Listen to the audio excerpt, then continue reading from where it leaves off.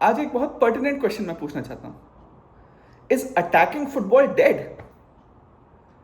मतलब जितने भी मैचेस अभी तक मैंने प्रीमियर लीग के देखे हैं, फिर मिडवीक के ईएफएल या कैराबाओ कप जिसे कहते हैं उसके मैचेस आप देख लीजिए, हर लीग उठा के देख लीजिए, ऐसा लगता है कि टीमों ने अटैकिंग फुटबॉल खेलना ऑलमोस्ट बंद कर दिया है। इसके सिर्फ दो ही एक्सेप्शन दिख रहे हैं, एक बायर्न म्यूनिख, एक बार्सिलोना। यही दो ऐसी टीमें हैं जो मुझे लगता है कि लगातार अग्रेसिवली अटैक के इंटेंट से मैच पे उतरती है। अदरवाइज कोई भी और टीम हो, beat Arsenal, beat Manchester City, beat Manchester United, beat Liverpool, beat Real Madrid, beat Dortmund, ऐसा लगता है कि ये सारी टीमें इस समय सिस्टम और स्ट्रक्चर के पीछे इतना पागल हो गई हैं कि शायद अटैकिंग फुटबॉल भूल ही गई हैं। आप कैराबाओ कप, मतलब जो ऐसी कंपटीशन है जिसमें चैंपियनशिप की टीमें, सेकंड लीग की टीमें खेल रही हैं और उनके अगेंस्ट भी जो बड़ी टीमें हैं वो डोमिनेट नहीं कर पा रही हैं। क्या रीज़न है इसका? क्यों सारे कोचेज इतने फिक्सेटेड हो गए हैं कंट्रोल के पीछे कि उन्होंने शायद अटैकिंग को एकदम छोड़ ही दिया है? क्यों मैनेजर्स के लिए आज 4-5 गोल स्कोर करने से ज़्यादा इंपॉर्टेंट है कि आपके पास पोजीशन ज़्यादा हो, आपके पास बॉल का कंट्रोल ज़्यादा हो, गेम का कंट्रोल ज़्यादा हो? क्यों वो थोड़ा और गंगो होके, थोड़ा और फ्लेयर के साथ नहीं खेल सकते हैं? आप लोग को नहीं लगता कि 5, 6 और 10 साल पहले जो अटैकिंग फुटबॉल देखने को मिलता था वो अब नहीं देखने को मिलता? इसका रीज़न मैंने काफ़ी एनालाइज किया, फिर मुझे लगता है इसका एक प्राइमरी रीज़न है कि जब से आप देख रहे हैं पिछले 3-4 साल में कि जो भी लीग्स जीत रहे हैं वो हाई 80 या 90 पॉइंट्स में लीग जीत रहे हैं, तो हर मैनेजर के ऊपर प्रेशर है कि वो पॉइंट्स ड्रॉप नहीं कर सकता। परहैप्स इसीलिए उनको ये लगता है कि एक स्ट्रक्चर होना बहुत ज़रूरी है ताकि वो गोल कंसीड ना करें, ताकि वो पॉइंट्स ड्रॉप ना करें। और ये पॉइंट्स ड्रॉप ना हो जाए उस डर से वो अपनी टीम को ऐसा सेटअप करते हैं कि भाई हम 1-2 गोल मार लें बट ओवरऑल हम कंसीड ना करें। इसीलिए शायद जो अटैकिंग फुटबॉल हम पहले देखते थे, जो फ्लेयर प्लेयर्स हम पहले देखते थे, वो शायद अब दिखते ही नहीं हैं। मतलब आज की डेट में कौन सा ऐसा प्लेयर है जो काका या मेसेट ओजिल या मारियो गोड्जे, उन प्लेयर्स को कंपैरिजन कर पाए, जो वो नंबर 10 पे जो थोड़ा लाइट वेट प्लेयर होते थे, जो इतने अग्रेसिव नहीं होते थे टैकल में बट खेलने में बहुत, देखने में बहुत अच्छे लगते थे, जो एक जिसे बोलते थे हम द फ्लेयर प्लेयर। वो कहाँ गए आज के गेम से? धीरे धीरे उन सारे प्लेयर्स को हम गेम से हटाते जा रहे हैं क्योंकि हमें एक ऐसा सिस्टम चाहिए जो स्ट्रॉन्ग फिजिकल प्लेयर्स को सपोर्ट करे। आप लिवरपूल में देख रहे हैं कि वेट्स भी कैसे स्ट्रगल कर रहे हैं क्योंकि पूरा गेम ही उस तरफ जा रहा है and it is taking a lot away from the game too. आजकल आप मेजॉरिटी गोल्स देखिए वो ट्रांजिशन में स्कोर हो रहे हैं। ऐसा नहीं होता है कि कोई बहुत ही ब्यूटीफुल बिल्डअप प्ले हो और फिर गोल स्कोर हो रहा हो। जनरली ये होता है कि आप बॉल छीनते हैं हाई अप द पिच और फिर काउंटर करके जल्दी से गोल मार देते हैं। बड़ी टीमें भी यही कर रही हैं।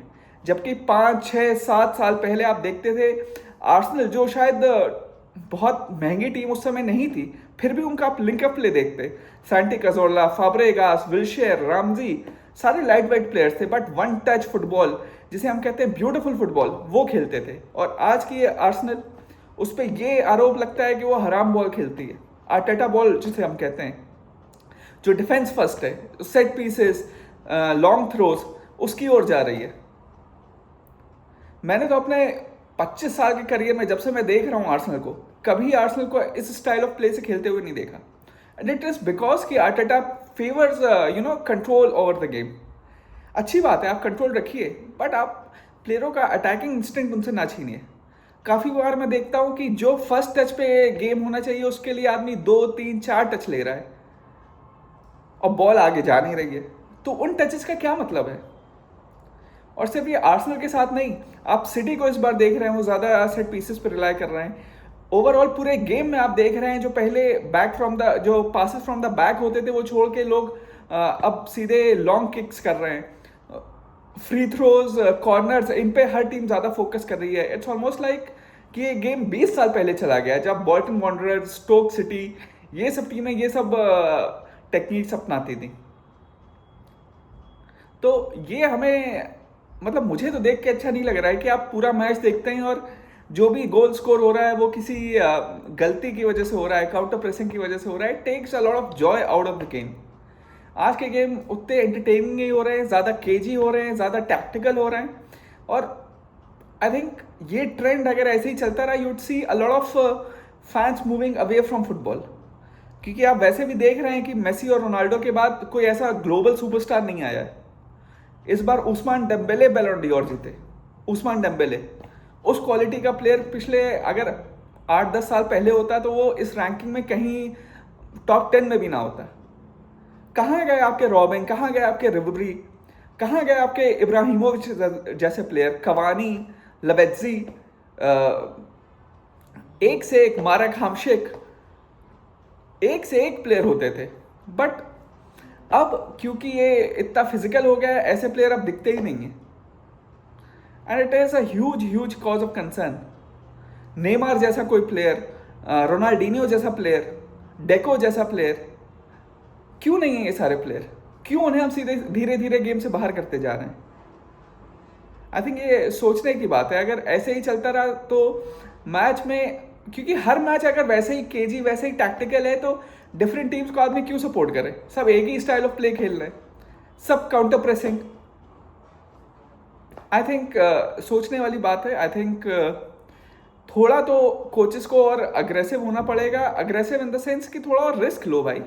आपके पास एक से एक प्लेयर है। सिटी के पास कितने अटैकिंग प्लेयर्स हैं, आर्सेनल के पास कितनी अच्छी साइनिंग्स किया आपने, और फिर से वही स्टाइल ऑफ प्ले। तो ये थोड़ा डिसअपॉइंटिंग लग रहा है। आप लोग शेयर करिए, आपको क्या लगता है कि अटैकिंग फुटबॉल क्यों धीरे धीरे खत्म हो रहा है, और क्या ऐसा होना चाहिए गेम में कि ये थोड़ा वापस आए?